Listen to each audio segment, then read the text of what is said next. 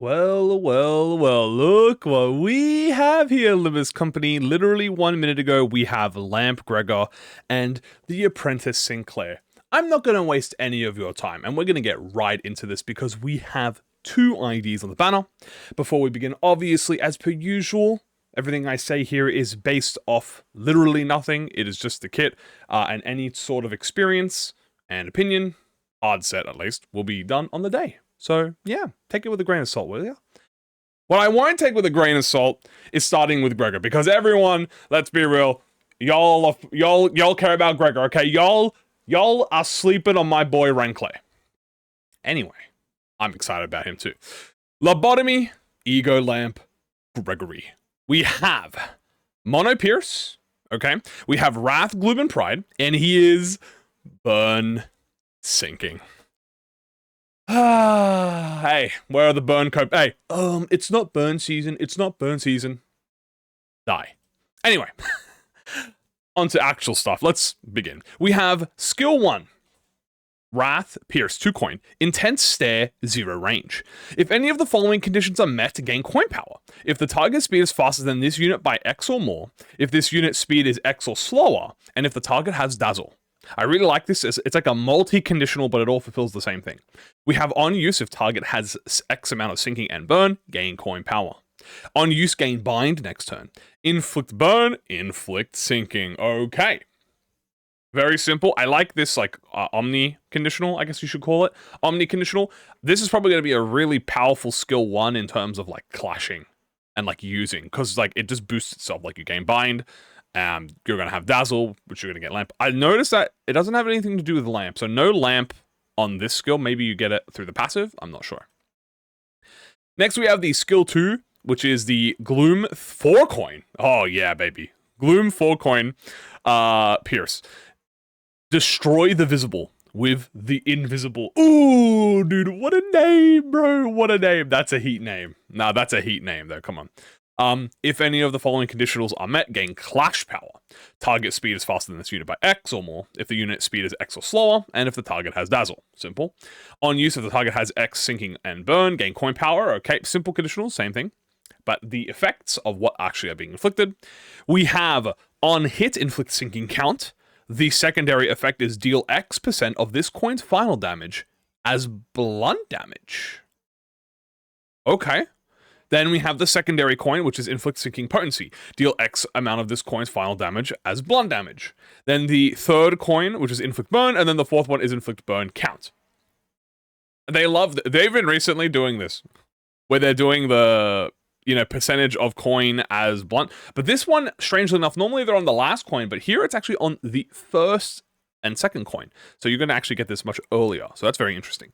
But yeah, sinking count. Sinking, burn count. Again, noticing that I haven't seen anything to do with the lamp and the effect. I don't remember. I think it's just called the lamp effect. But I'm sure it'll be in the passive. This is a double banner, by the way. I should mention Ranclay's is 1 banner. This is a double banner. Now we will go on to the juiciest one, which, whew, holy smoly moly. We have Salvation for those enchanted by the lamp. 3 coin Pride, skill 3.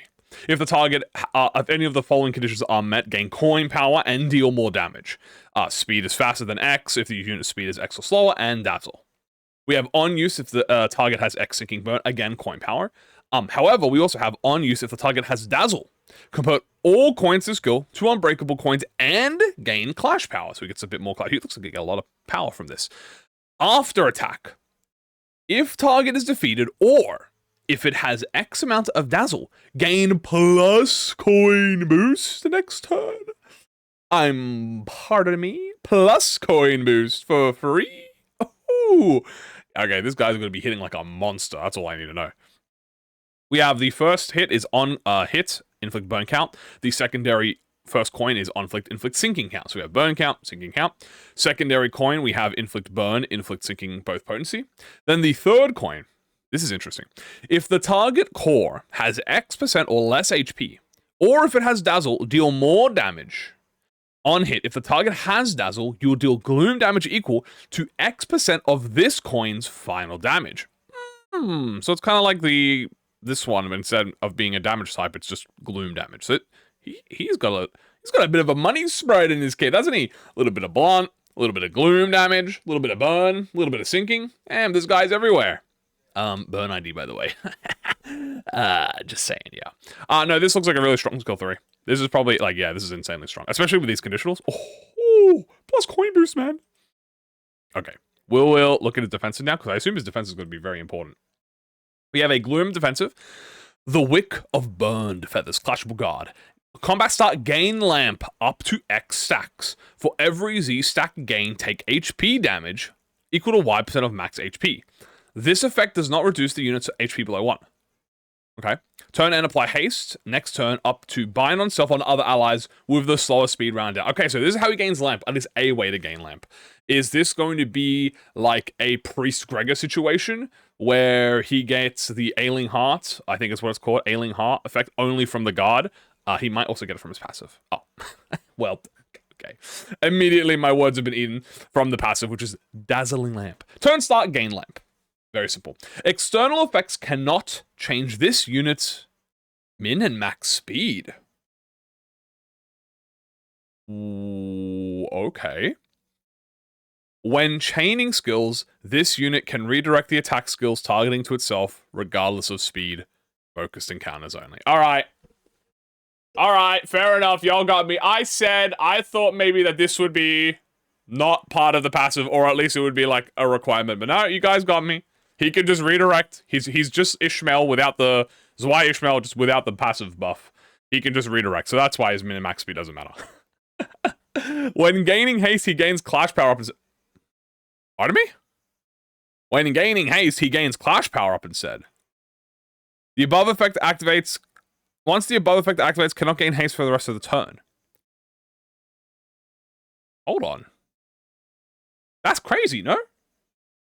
Because he doesn't matter what his speed is. He can just clash it.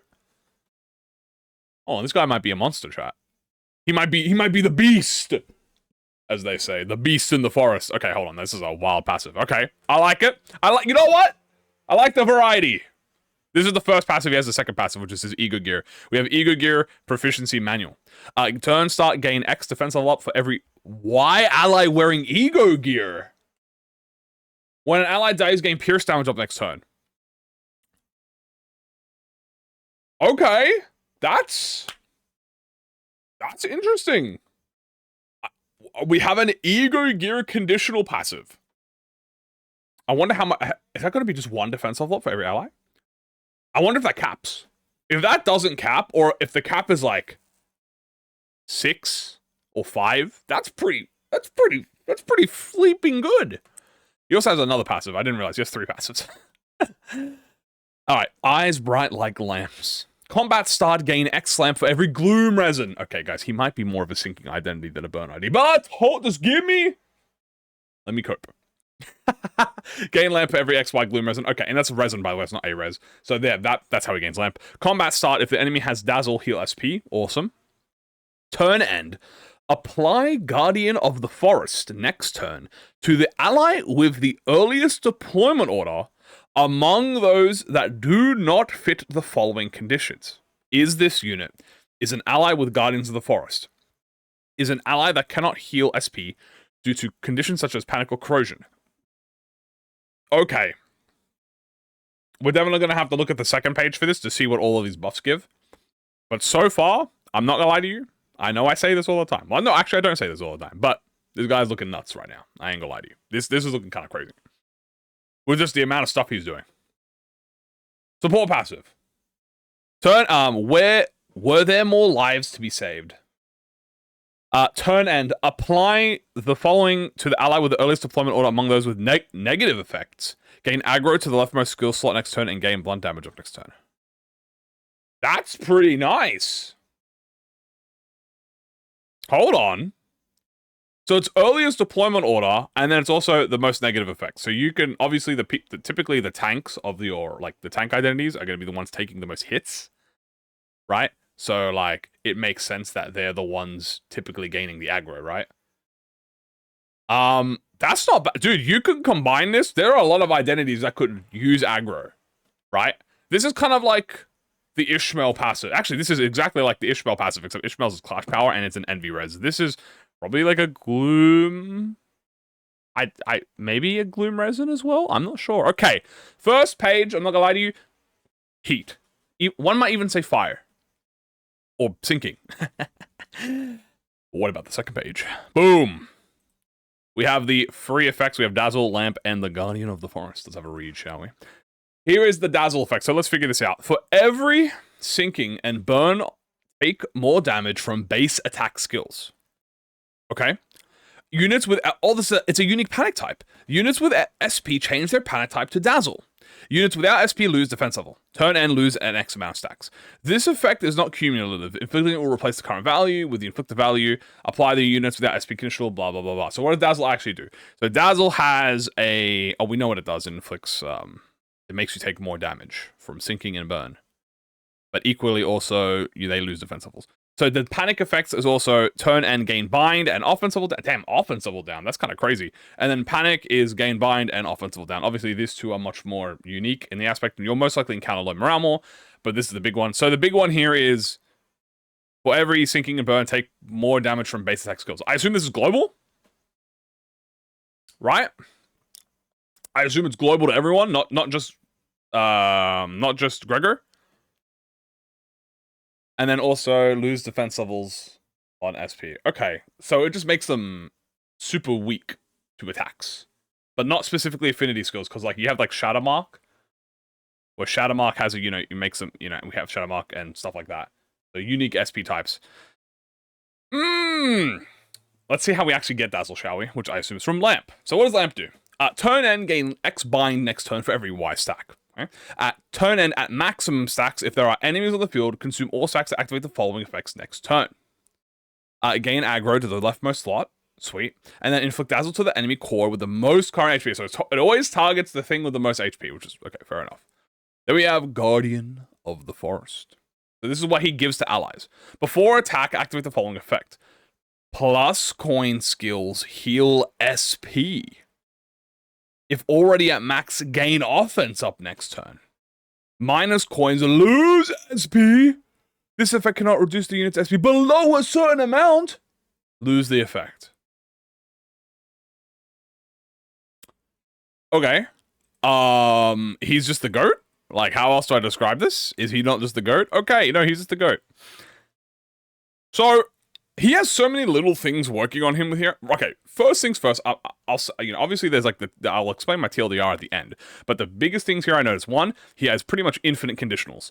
Number two, he's coincidentally a pretty good team buffer, right? Like, he's pretty good team buffs. He's got the, what do I call it? The Guardians effect that he gets. If he's with allies, he gets a super defense level up. He gives himself coin boost too. He can give aggro with a support passive. The most interesting thing for me is his haste bit, where he can't have his min and max speed shakes, but he actually gets clash power on his haste, which is actually, haste is, I'm pretty sure you can give, a lot of things give haste, or at least some certain stuff give haste. Mainly it's for himself, because I'm pretty sure he gives himself haste. Yeah. No, he applies it to everyone else, not to himself. So if he gets haste by external means, it doesn't screw him over. And then obviously the buffs are Dazzle, which is a unique panic type, which makes people take more damage from strictly base attack skills. And then we have Bind offense level down. We have a Lamp, which gives him Bind, gives him aggro, and inflicts the Dazzle. And then we have the Guardian of the Forest, which makes people heal SP. Which so I feel like at the beginning of a fight, this guy might be a little bit of a monster. He might even be a beast. Because yeah, that happens every turn end. Wow. Okay, yeah, no, that's kind of sourced. All right, we will go over more of this in my TLDR at the end, because the next person we have to talk about is Renclair, which, in comparison to Lamp, has one page. But he's my baby bird. So, oh, he's actually bleed. Oh,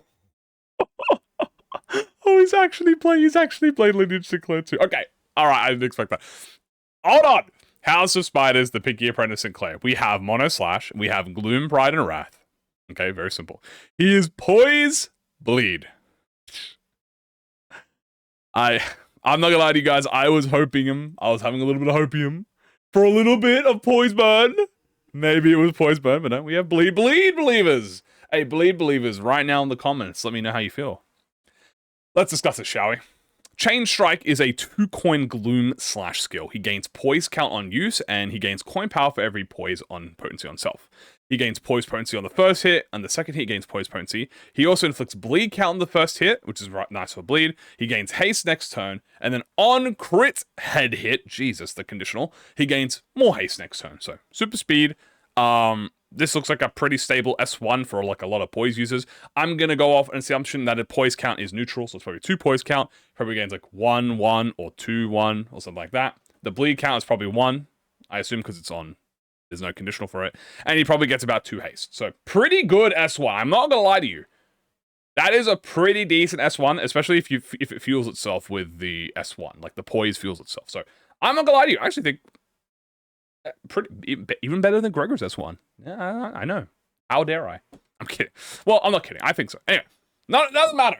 Because what does matter is the nameless slash. We have a 2-coin pride. Unfocused volley. So this is unfocused volley. On use, he gains base power for every X poise on self. Simple. On the first hit, he gains poise and poise count. The second hit will deal more damage on critical hits. He gains poise count on crit, and he gains on hit inflict bleed.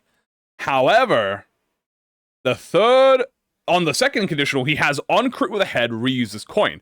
And then reuse head hit at X Moonlit Azure Blade reuse this coin. So this is a 4-coin. That's pretty powerful, man. 4-coin skill 2. This is like She. Is this the second She Ishmael? Is this the second Cloudburst Blade? I think it's called Cloudburst Blade from Honglu. Kurokoma Honglu skill 2. Is this the second Apprentice Sinclair? Yes, I think so. But it is on focus volley. You gotta be careful with that. But poise count. More poise count. A lot of poise count. One more key one. And bleed potency. I thought it said bleed count, but no, it's bleed potency. He gets 2 reuses. So typically when it has 2 reuses, the coin value is probably going to be pretty high. So this might roll pretty high. I ain't going to lie to you. This might roll like into like the 30s. Or like at least above 24. Now, what about the skill 3? The most powerful skill 3 in the game. The Full Star Slayer. Damn, why it sounds so cool. It's actually a single coin. Single coin Wrath slash. Deal more damage based on excess attack weight beyond the number of actual targets. On use at X Moonlight Azure Blade, convert all coins into unbreakable. On use, gain coin power for every poise on self. On use, gain base power for every Moonlight Azure Blade on self. On use, gain poise potency. Before attack, gain attack weight for every Moonlight Azure Blade on self. After attack, consume the Moonlight Azure Blade based on attack weight gained due to this skill. Interesting. The first coin's effect naturally deals more damage based on critical hit. The first on-hit effect is inflict bleed potency. Then the third on crit head conditional will do X% of this final coin's damage as slash damage.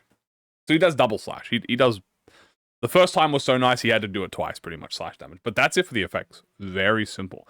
I'm very curious about this excess attack weight thing. It looks like he's going to be a lot better, or at least a lot more consistent, if you are fighting, I'd say, less than 3 enemies, maybe? I'm not sure. I guess we'll see.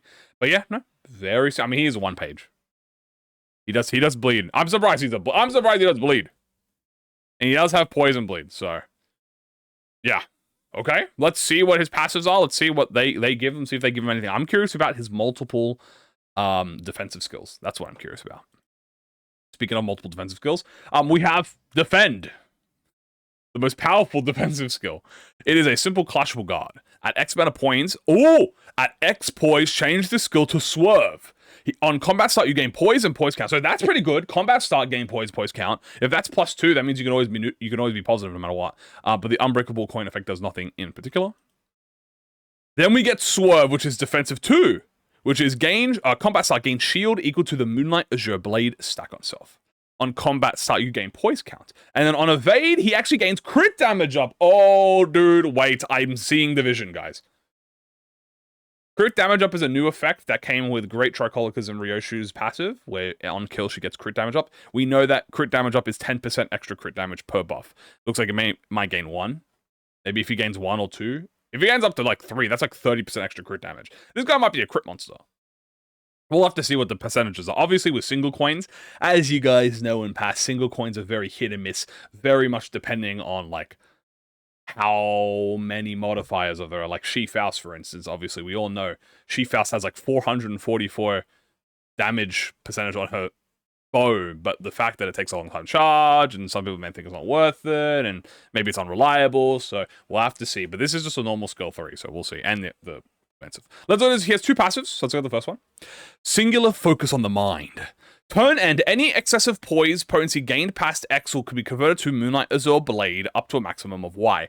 I'm going to assume that is excess 20 poise potency, because 20 poise is 100% crit chance, so I assume anything gained on that will glaive will be converted to Moonlight Azure Blade. Combat start. If this unit did not equip an attack skill, heal SP and gain slash power next turn. You want to use defensive skills. You want to use your defensive to build poise. You want to use your evade to build crit. And if you do so, you will also gain SP. We'll see how well that works in game. I can already tell people are going to flame the fuck out of this ID. Will I defend it with my life? We'll have to wait until in-game. But so far, I'm very easy to please, as you can tell. I don't mind this kit. I think it's, obviously comparing it to Hohenheim Gregor, well, but on its own, I like it so far. Especially the double defensives. Secondary passive. We have the Orthodox Blade. Combat start gain poise based on Pride Resin. Combat end at X poise gain poise count.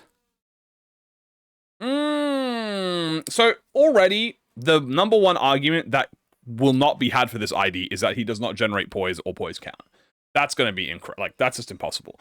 Literally everything in this fucking dude's kit generates poise or poise count. Even if he doesn't do anything, he generates poise and poise count. So him just existing will have infinite poise count. We'll see how much he actually is able to sustain. I'm going to assume quite a lot, especially if you do Pride Resins.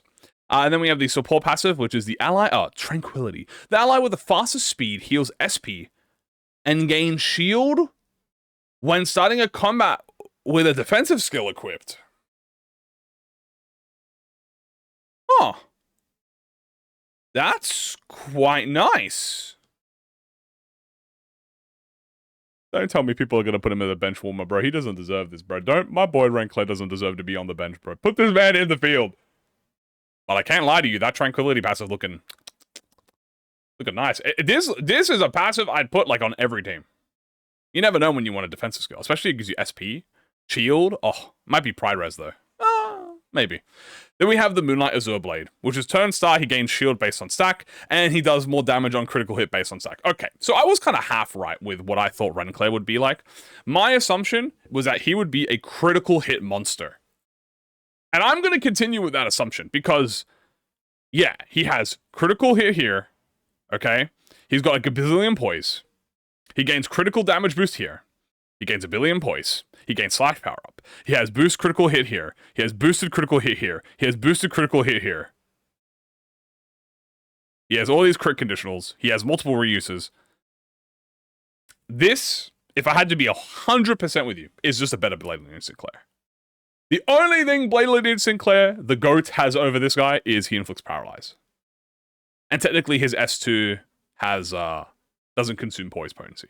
But if you don't want to use Sinclair, because he's Pierce, and you don't want to deal with that, this guy might be it. This guy might be your guy. I am excited to play with him. I want to see, because a lot of the times the very simple kits are the ones that have, like, the biggest potential in terms of, like, being really good. Or is he going to be flamed into oblivion, as people have already flamed his haircut, which I don't even think is that bad in Sprite as well. I think people are being a little mean on the haircut. Like, yeah, it's not the best haircut, but let me see your hair. Let me see y'all haircuts, all right? Because I don't want to see your boy flaming my baby bird. But let's move on to the TLDR, shall we? Obviously, guys, Lobotomy E.G.O Lamp Gregor is the MVP of this little adventure, right? He has pretty much, I feel like, what everyone wants. He's got burn, sinking, so he's pretty much a sinking unit. He has burn as a side. Burn is the side piece, but sinking is the main point. So this will be an Edgar Allan Gregor, probably a more simplified version of, like, inflicting sinking. He's an amazing tank. Okay, he can redirect like Zweishmael. He can have infinite clash conditionals. Okay, he buffs himself. He buffs other people. All right, his buffs are very simple. He has a unique panic effect, which doesn't necessarily rely on the status itself. Like, it just boosts space damage overall. It depends on how much he'll do, but usually burn conditionals are so much easier because you only need a minimum of 2 burn count on an enemy to maintain the status. So, yeah, I'm not gonna lie to you. This man, yeah, this is probably gonna be the man people pull for. Oh, the S3 is crazy, by the way. The fact that he gets plus coin boost, he gets clash power from haste, he gets perma conditionals. Like, I'm telling you, these conditionals are permanent. At least 80% uptime, which in Limbus company is quite amazing, one may say. Great support passive, 3 very good passives on their own. Good damage, at least I assume, especially on the S2. S2 is probably going to be S2 and 3 are going to be his biggest. S1 is just kind of there to be a very good S1. I do think Renclair's S1 is better overall, but he has a good Glock, good passives, good support, good debuffs, good panic. This is going to be the man you want. Now, Renclair is going to be the one that men want, okay? Wait, actually, hold on. That sounds really fucking weird to say. Renclair, you know what? People said, Ren's boring. Renclair's kit's going to be boring. I don't think this looks boring, to be per se. I think it actually might even be more interactive than Gregor's kit, if you wanted to be honest with you. I can see what they're going for. You're gonna be interweaving your defensive skills, right? Both of them to generate your poise. His S1 I think is a lot better because it gives him pretty much perma haste. Let's assume perma poise maintenance and a little bit of bleed count. Are you gonna be using him on a bleed team? No, probably not. Unless you want to use Blade Lineage Sinclair, like in that equivalent. You probably could. I mean, like, look, if you have like Ring Sang or Ring Otis on your team, you could probably put this guy in here too, you know what I'm saying? The S2 Unfocused Volley is probably going to be incredibly powerful, but obviously it is upsided with the fact that it's Unfocused Volley. And then we have the Skill 3, which I think is going to be, this is going to be the one where we get in game and we're going to test if it's the hit or the miss, you know what I'm saying? I prage to our glorious director that he will be a sleeper pick. I'm going to use him anyway, so it doesn't matter what people say. I mean, I love Z-Tune and Corp Sang, so. And Lin Dayu apparently is a controversial opinion, but I don't know about that one. Anyway, what do I feel? I feel like these are nice. I think obviously people are going to be more excited for Gregor, but I am excited for both, and I hope you guys all are excited too. If you want to know more, we will be live streaming, obviously discussing the IDs further at the live stream, like during the live stream, and going into discussion and reviewing everything. So, hope you guys enjoyed, and I'll see you all later. Bye-bye.